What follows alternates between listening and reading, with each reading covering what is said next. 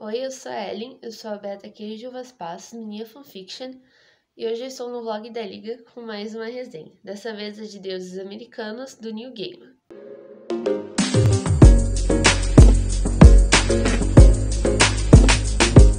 Bom, a editora é Intrínseca, é a primeira edição, e a história em si tem 552 páginas, porém contando alguns extras que tem no final com notas do tradutor e uma entrevista com o autor do livro, fecha em 574 páginas, ou seja, é um livro bem grandinho.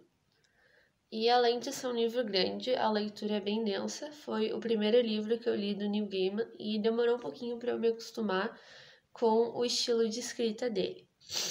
A nossa história começa com o Shadow, que está preso há 3 anos mais ou menos, e ele não vê a hora de sair da cadeia para voltar com a esposa dele, a Laura, e para reencontrar um amigo que vai dar um emprego para ele na academia.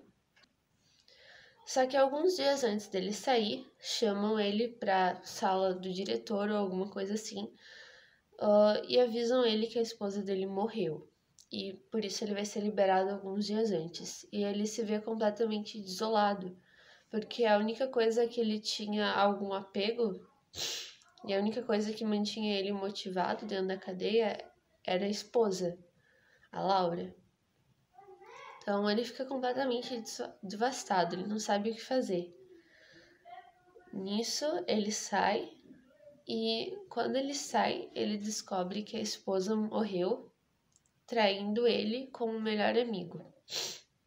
E isso é um baque muito grande, porque ele continua amando a esposa apesar de tudo. E ao mesmo tempo ele sente muita raiva, porque ele nem imaginava, enquanto ele passava todos os dias só pensando na Laura, a Laura estava traindo ele com o melhor amigo. Então ele pega um avião, eu acho que ele tá tentando voltar para a cidade dele, e ele conhece o Sr. Wednesday, que tá oferecendo um emprego para ele e tudo mais. Depois de muita insistência e depois que ele recebe essa notícia devastadora de que a esposa vinha traindo ele resolve aceitar. Afinal, o que ele tem a perder? Apesar de não conhecer o Sr. Wednesday, ele meio que já perdeu tudo, ele não tem esperanças, então tudo bem. Vai fazer o quê? Então ele começa a trabalhar para o Sr. Wednesday e basicamente tudo que eles fazem é viajar pelo país tentando convencer pessoas, digamos assim, a irem para a batalha. Mas como assim? Digamos que o Sr. Wednesday é um deus e ele precisa do Shadow para ajudar a convencer as pessoas, que são outros deuses, que estão enfraquecidos, a enfrentarem os novos deuses. Porque os velhos deuses são aqueles que a gente conhece das mitologias de vários países e tudo mais. Tipo mitologia nórdica, grega, deuses indígenas, indianos, tudo mais. Já os deuses modernos, que eles querem enfrentar por uma questão territorial, são os deuses do aparelho, da televisão, do telefone, dos carros, de todas essas coisas modernas, todos esses aparelhos eletrônicos.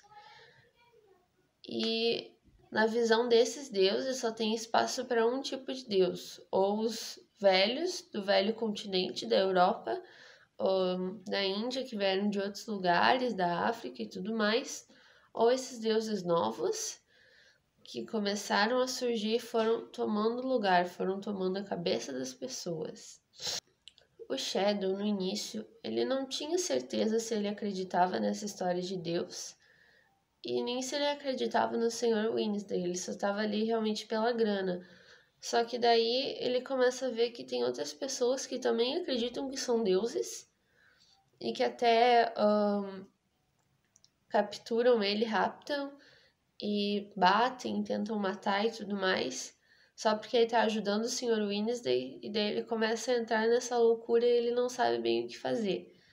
E a maior parte do livro é assim, eles indo até as pessoas, tentando convencer o Shadow e o Wednesday conversando e também o Shadow refletindo sobre tudo o que tá acontecendo.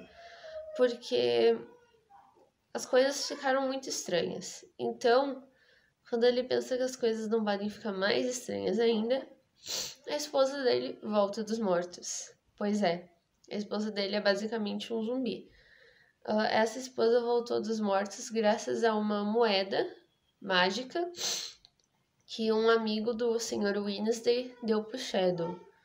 Só que esse amigo, que é um leprechaun, sim, eles existem nesse livro, ele deu a moeda errada, ele não deveria ter dado aquela moeda, porque ela é muito poderosa, tanto que ela conseguiu reviver a Laura. E, bom, o Shadow ele não sabe bem o que fazer, porque a esposa quer que o Shadow dê um jeito dela voltar à vida, para eles poderem ficar juntos. E ela jura pro Shadow que apesar de ter traído ele com o melhor amigo, ela ainda ama muito ele. Ama sim. Ama demais, mas tudo bem. E ele começa a ficar bem perdido. Porque como é que a esposa dele voltou dos mortos? Como é que a esposa dele voltou dos mortos? Será que todo esse papo de Deus é verdade? Então, né? O Shadow, ele também tem alguns sonhos estranhos em que ele conversa com um homem com cabeça de búfalo e também tem um com cabeça de elefante. Ele conversa com esses homens que no sonho deles são deuses, mas ele não tem certeza se são realmente deuses. E então o Sr. Wednesday, para a segurança dele, depois que ele tem... o Shadow tem mais um sonho estranho, e num desses sonhos ele sonha com águias de trovão, digamos assim. E aparentemente é muito perigoso sonhar com isso, porque o Sr. Wednesday fica muito brabo e ele manda o Shadow para uma cidade que ninguém vai conseguir achar ele. Porque agora as pessoas sabem quem é o Shadow e estão atrás dele, só que o Shadow não tá entendendo o que tá acontecendo. Ele fica muito confuso. E então o Sr. Wednesday manda ele para essa cidade, que é Lakeside. O Shadow fica lá e ele faz o amigo, ele fica amigo do delegado, ele conhece as pessoas e descobre que tem um negócio muito misterioso acontecendo na cidade, que todo inverno uma criança some e ninguém sabe o que acontece com aquela criança. Ninguém sabe se ela foi morta ou se ela fugiu ou o que aconteceu. E naquele inverno não foi diferente, porque uma menininha, que o Shadow inclusive conheceu, tipo, viu ela assim de vista, ela sumiu. E os pais ficaram muito tristes, eles até foram atrás da menina, fizeram operações de busca. Mas fora isso, a cidade é muito tranquila, todo mundo se conhece na cidade, todo mundo é muito amigo e tudo mais. Até o final do livro, o Shadow descobre porque que cada inverno uma criança some. Ele descobre se as pessoas são realmente deuses ou não.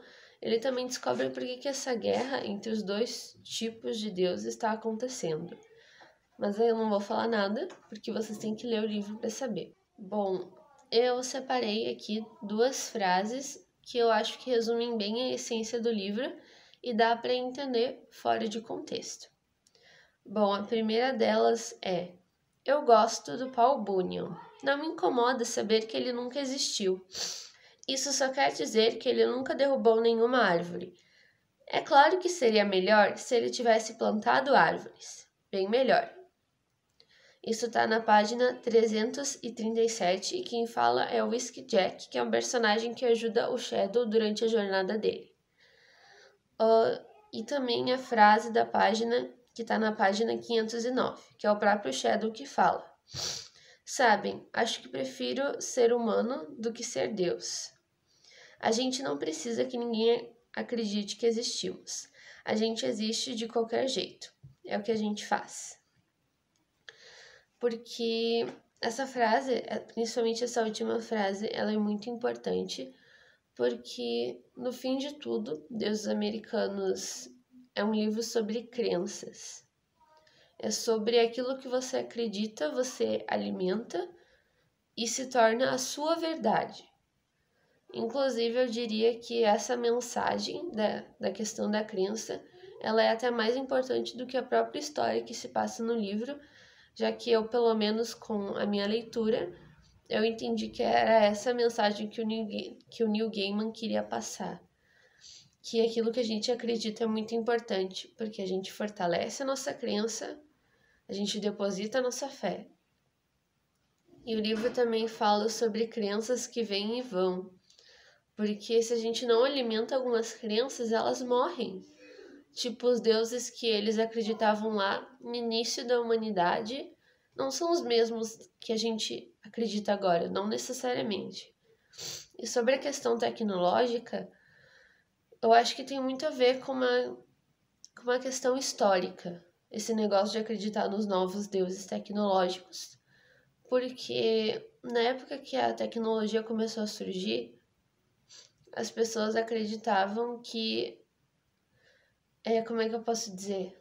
As pessoas acreditavam que a tecnologia ia resolver todos os problemas da humanidade, que se a gente depositasse nossa fé, nosso empenho na tecnologia, a gente ia descobrir coisas novas, inventar coisas novas e íamos conseguir resolver tudo, todos os problemas.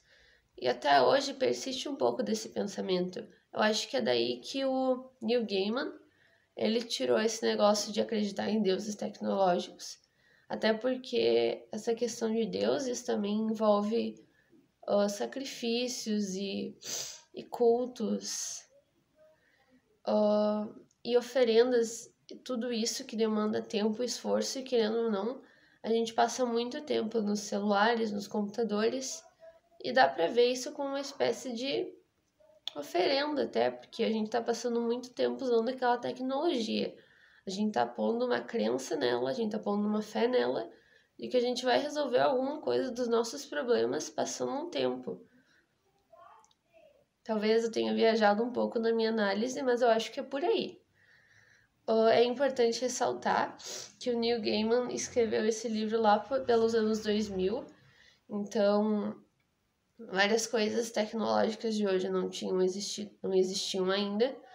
Eram tecnologias que existiam, tipo, alguns celulares, aqueles telefones tijolão e televisão. Nem tinha tanta tecnologia assim como a gente tem hoje. E ainda assim ele já estava refletindo sobre isso.